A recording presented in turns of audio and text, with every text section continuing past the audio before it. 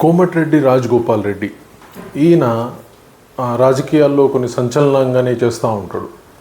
కాంగ్రెస్లో ఉన్నాడు, మళ్ళీ బీజేపీలోకి పోయాడు, మళ్ళీ బీజేపీ నుంచి కాంగ్రెస్లోకి వచ్చాడు. సో తన పార్టీకి వ్యతిరేకంగానే కొన్ని ఏమంటుంది దాన్ని చురకలు అంటిస్తూ ఉంటాడు. ఇప్పుడేమో మాట్లాడుతూ ఉన్నాడంటే ఆయన కోమటిరెడ్డి వెంకటరెడ్డి, ఉత్తమ కుమార్ రెడ్డి చాలా సీనియర్ నాయకులు, వాళ్ళకి అనుభవం ఉంది, వాళ్ళు ముఖ్యమంత్రి పదవికి అర్హులు అని ఆయన బలంగా చెప్తా ఉన్నాడు. ఈ మాటలు మాట్లాడగానే కాంగ్రెస్లో కొంత ఏమంటుందని అసహనంలోనైంది. అలాగే వచ్చేసి సంచలనాత్మకమైన వ్యాఖ్యల కింద తీసుకున్నారు. అవునా కాదా, ఈయన ఏ విధంగా ఎందుకు మాట్లాడుతున్నాడు అంటే మరి రేవంత్ రెడ్డి పదవికి ఏమన్నా గండం వచ్చిందా, లేదంటే ఆయనను తొలగించబోతున్నారా, ఆయన మారుతూ ఉన్నాడా అన్నటువంటి వ్యాఖ్యలు మొదలైనవి. మరి ఈయన ఎందుకు మాట్లాడుతూ ఉన్నాడు, ఎందుకంటే వీళ్ళంతా కొంత పరపతున్న నాయకులే. సో డెఫినెట్గా వీళ్ళు మాట్లాడిన దానిలో ఏదో ఒక నిగూఢం ఉంటుందని రాజకీయ వర్గాల చర్చ జరుగుతూ ఉంది.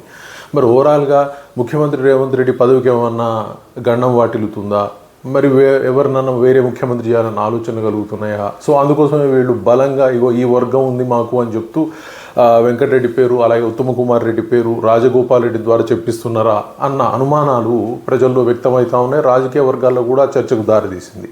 మరి ఓవరాల్గా ఏం జరగబోతుందో వేచి చూడాల్సిన అవసరం ఉంది. Thank you very much.